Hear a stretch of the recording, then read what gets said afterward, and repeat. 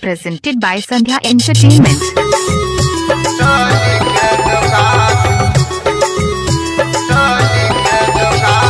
Music Director Nitish Raj.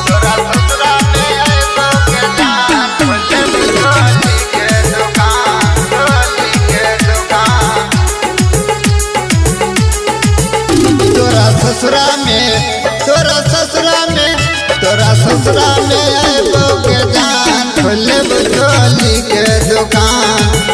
तोरा ससुरा में आइबो के जान खोलब चोली के दुकान।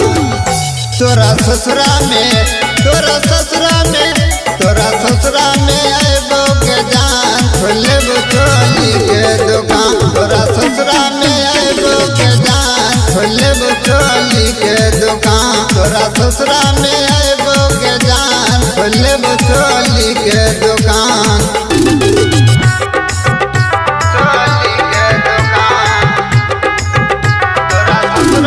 Music Director Nitish Raj. चोली के बहाने हुई है अपन साज हमरा बताई है। चोली के बहाने हुई है अपन साज हमरा बताई है। तोरा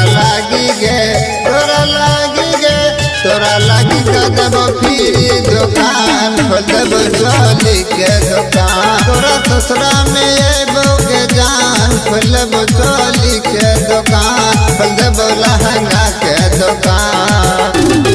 Presented by Sandhya Entertainment.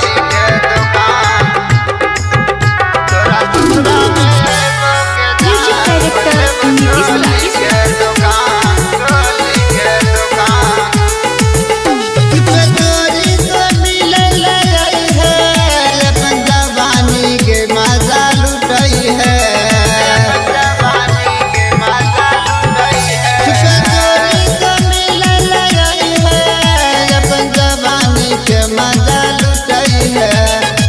Yadav के